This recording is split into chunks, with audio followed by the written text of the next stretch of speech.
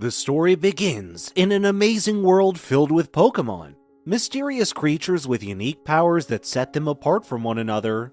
A long time ago, in an era before Pokeballs ever came into existence, the world was at constant war with each other. With Pokemon from different sides fighting for supremacy, Sir Aaron sent Lucario to scout the area before the war broke out between opposing factions. Although the battlefield is a barren wasteland, the arid atmosphere brings up the dust in the air, giving zero visibility to anyone caught in it. Despite being blinded by the extreme environment, Lucario saw the battlefield using his mind's vision as a fellow wave user. Lucario is confronted and surrounded by 3 Houndooms, who he dispatches using Force Bomb.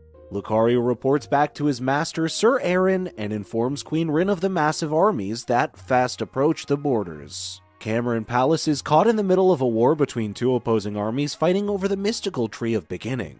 Worried that the war is no longer stopping, Sir Aaron heads to the Tree of Beginnings and hops onto the back of his Pidgeot. On the way over, a herd of Skarmories try to take him out, so Sir Aaron decides to walk the rest of the way. He later meets Lucario, who orders him to leave the place as he claims to have abandoned the castle and he can never return here again.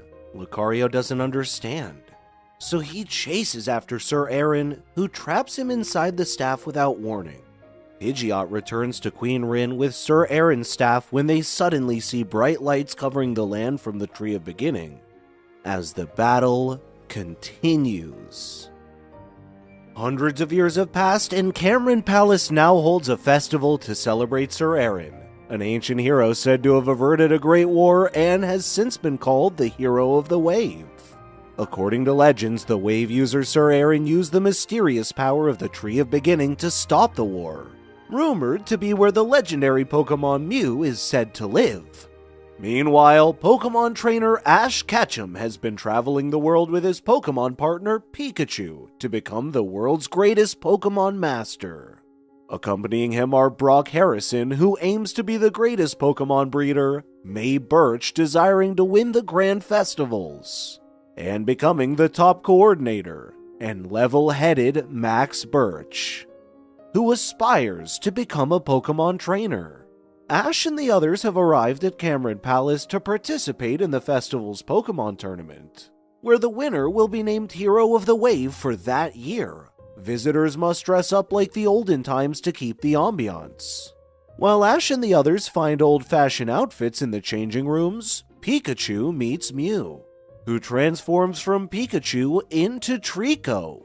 While Ash and the others head to the Pokemon battles, Team Rocket dresses up for the occasion, determined to steal everyone's Pokemon. Later, Ash participates in the Pokemon battles and uses Pikachu. For his first battle, he is up against Breloom. Pikachu uses the first attack with Thunderbolt and uses Quick Attack on it.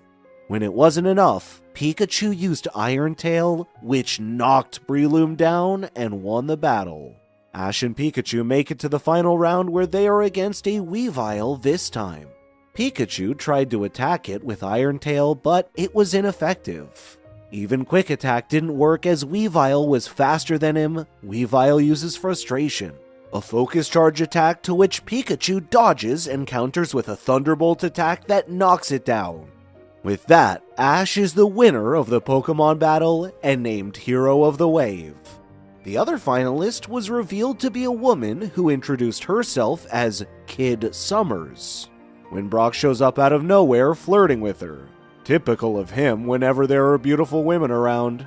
Later, Ash is presented with the hero's staff, said to belong to Sir Aaron when saving the world. While amazed at the staff, Ash suddenly hears a voice that he seems to be the only one who hears.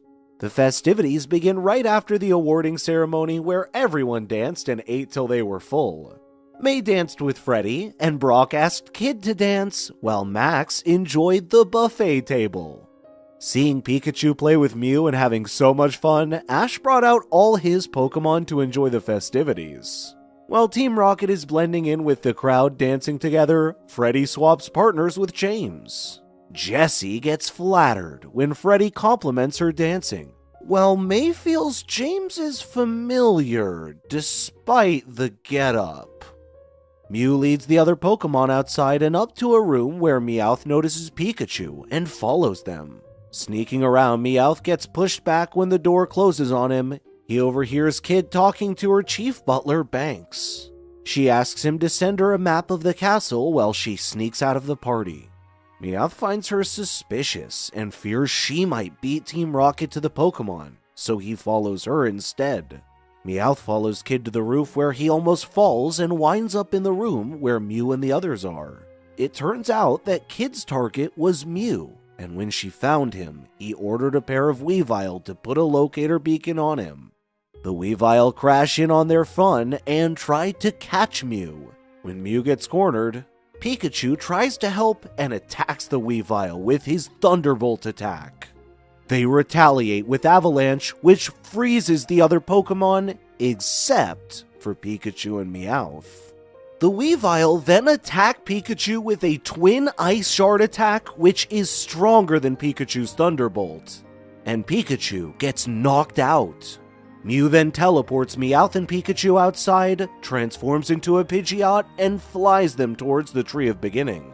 Meanwhile, Max has been following Munchlax, who notices it, grabbing some food from the party and bringing it to the others, when he witnesses everything. After some fireworks display, the hero's staff starts shaking when a bright light covers the room. Out of nowhere, Lucario shows up and mistakes Ash for Sir Aaron, claiming that they share the same wave. When Lucario realizes it is Ash instead, he runs away and finds a familiar place. Ash and the others find Lucario where Eileen explains that Queen Rim was her ancestor and explains that a long time has passed. While trying to pick up from where Lucario left off, he claims that Sir Aaron did not save the world as he ran away and abandoned the castle just before he was sealed away in the staff. Unable to verify Lucario's story, Max appears out of nowhere and tells everyone that Mew disappeared with Pikachu and Meowth. Eileen explains that Mew must be playing a prank on them, as he often does in the castle, although she worries his Mew never returns whatever he has taken. She then points them toward the Tree of Beginning, where she believes Mew has taken Pikachu and Meowth. Worried that they would find it difficult to pin down Mew as it keeps transforming, she asks Lucario to help Ash and the others as he can see through Mew with its wave, like an aura or chi unique to every being. Later, Kid Summers joined the party, which Brock recognized as someone with quite a big reputation.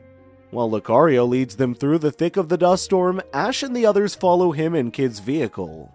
Their journey is halted when they come across exploding geysers and decide to wait till they calm down. May later convinces the group to enjoy the hot springs not far from where they are. Seeing Ash and the others playing in the hot springs, Lucario is reminded of the time he and Sir Aaron went in the past and is uneasy remembering happy memories after supposedly being abandoned by his master.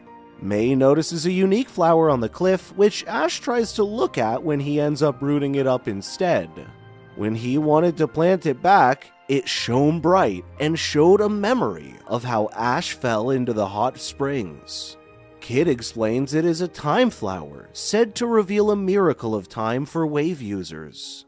Later that night, Ash tells them how he and Pikachu became friends, to which Lucario is reminded of when Sir Aaron taught him how to see waves. Lucario walks away from the others, disgusted with all the trust between humans and their Pokemon. Ash tries to talk with Lucario, but ends up fighting him when Lucario claims Pikachu must have run off being fed up with Ash.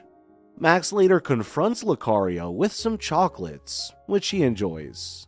Continuing their journey, Ash and the others stop when Lucario remembers where he was sealed. They then witness how things panned out when Lucario triggers a time flower from when he was sealed away. Feeling sorry for being abandoned, Ash comforts Lucario when the legendary Pokemon Regirock suddenly attacks them. Ash and the others run towards the mountain, unable to keep it at bay. Lucario explains that Regirock warned them not to get closer, as Ash and the others are seen as intruders. As they exit the tunnel, they later come into a beautiful underground cave. which is said to be directly underneath the Tree of Beginning. Ash calls out to Pikachu, who responds and hears him from a distance. Out of nowhere, Regice shows up and starts attacking Ash. Trying to escape it, they run into Team Rocket, who Regirock and Registeel are also chasing. Although they managed to buy some time when Lucario broke off the bridge they crossed over, they later came across red jelly-like creatures, which captured Jesse and James from Team Rocket. Banks presumes that these jelly-like creatures are the tree's immune system, which recognizes them as intruders. When Kid almost gets caught, Lucario pushes her aside and gets captured instead, but it lets go of him after discovering he is a Pokemon. With the legendary Titans closing in from behind, Ash and the others move upward, where they slowly get captured. While Kid leads the others to safety, Ash stays with Lucario to find Pikachu. Eventually, even May, Max, and Brock get captured, but before they are taken away, they release all their Pokemon, fearing the worst. Ash and Pikachu finally meet and cross a crystal bridge. As Pikachu gets swept up by a gust from underneath, Ash jumps in and catches Pikachu, who Kid saves. Heading toward the exit, Lucario's caught by Registeel, while the jelly-like creatures capture Ash and Kid. They both release all of their Pokemon before disappearing. Pikachu and the other Pokemon mourn the loss of their master, which moved Mew to use its power to bring them back. The legendary Titans walk away after Mew recognizes them as friends. Suddenly, Mew grows weak after using its powers, and the tree starts collapsing in on itself. They follow a weakened Mew to the center of the tree, where Lucario finds Sir Aaron's body trapped in a crystal. They later see how things turned out when Ash triggers a Time Flower. It turns out that Sir Aaron asked for Mew's help to stop the war, and sacrificed his life for the cause. Feeling down for doubting his master, Lucario's told by Mew to use his wave to save the tree this time. Kid warns Lucario that if he does that, he will end up the same as Sir Aaron. When Lucario's wave is not enough, Ash volunteers to use his wave, and wears Sir Aaron's gauntlets.